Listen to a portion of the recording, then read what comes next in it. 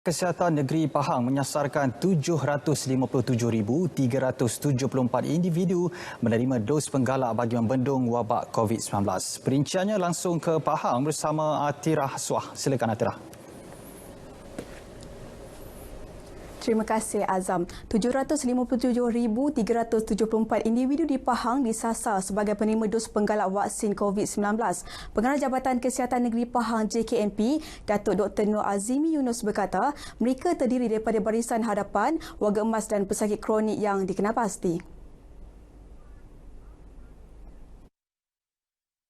Menurutnya, pemberian vaksin terbabit mula dilaksanakan selepas arahan dikeluarkan di peringkat negeri pertengahan Oktober lalu. Saya sebutkan tadi, kalau kita lihat dari segi tiga kumpulan utama yang digalakkan untuk mendapatkan dos penggalak ini ada tiga, iaitu frontliners, sama ada KKM atau bukan KKM, iaitu seramai 55,468 orang. Lepas tu rakyat ataupun penduduk ataupun warga emas adalah seramai 100,60,178. Lepas itu satu lagi adalah mereka yang ada penyakit, iaitu seramai 541,348 orang.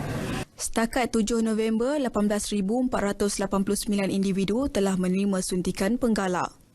Suntikan kepada petugas barisan hadapan mula diberi 15 Oktober lalu, manakala penerima warga emas dan komorbid bermula 28 Oktober. Beliau berkata demikian kepada media selepas majlis bersama media sepetang bersama Pengarah Kesihatan Negeri Pahang tahun 2021.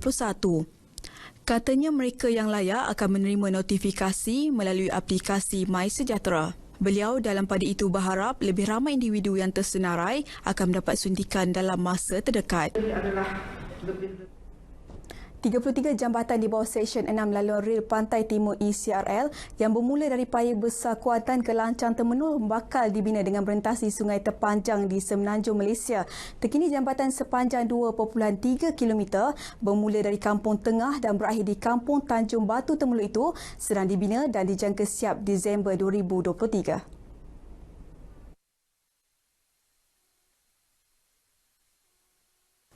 Pihak China Communication Construction ECRL Sendirian Berhad CCC ECRL dan Pegawai Perhubungan Awam Seksyen 6 ECRL Satnam SIM berkata pembinaan jabatan itu telah bermula Mac lepas. Sebaik siap, jabatan itu membolehkan pengguna melihat sangkar ikan patin di sepanjang Sungai Pahang. Secara keseluruhan, jambatan tersebut terdiri daripada 538 asas jerucuk, 63 tiang dan 2 penampan.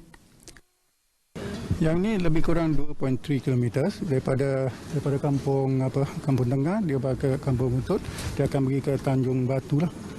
Tiga daripada kampung ni akan lalu lah. Bila jangkaan? Jangkaan siap pada Disember tahun depan tak? Beliau ditemui pemberita di kawasan pembinaan jambatan berkenaan di Temeloh. Katanya, jambatan itu dibina dengan ketinggian 50 meter memandangkan kawasan tersebut sering dilanda banjir. Ketinggian itu diambil kira berdasarkan sejarah banjir terbesar yang pernah berlaku awal tahun lalu. Setakat ini, 95 pekerja berusaha menyiapkan kerja pembinaan sebelum musim monsun bermula. Mereka juga perlu lulus kursus keselamatan di Pusat Latihan Keselamatan Syarikat itu di Kampung Pai Pasir di Maran sebelum dibenarkan bekerja di lapangan. Terkini 2,500 pekerja menjalani latihan yang dikendalikan oleh pengajar terlatih menggunakan modul Jabatan Keselamatan dan Kesihatan Pekerjaan JKKP dan Institut Keselamatan dan Kesihatan Pekerjaan Negara NIOSH. Semua rakyat mempunyai hak meminta apa sahaja yang wajar termasuk dalam isu tanah yang seharusnya diberikan perhatian oleh kerajaan negeri. Bekas Ahli Parlimen Jerantut Tan Sri Tengku Azlan Sultan Abu Bakar berkata beliau optimis kerajaan negeri pimpinan Menteri Besar Datuk Seri Wan Rosdi Wan Ismail akan memberi perhatian kepada permasalahan rakyat termasuk isu persepadanan tanah orang asli.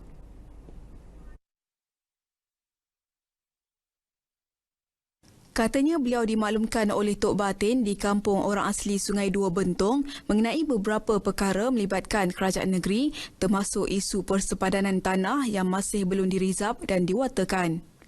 Perkara itu merupakan isu paling kritikal yang membelenggu masyarakat orang asli di kawasan tersebut. Isu itu menyebabkan tanah yang diusahakan penduduk orang asli sering diceroboh oleh pihak tidak bertanggungjawab.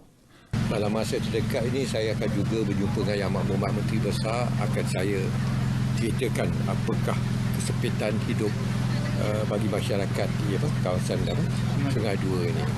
Ini adalah tanggungjawab kerajaan untuk membela nasib orang asli. Beliau berkata demikian selepas menyampaikan sumbangan bakul makanan kepada masyarakat orang asli Kampung Sungai Dua. Paparan itu tadi mengakhiri bingkisan dari Pahang untuk hari ini. Kembali bersama Azam.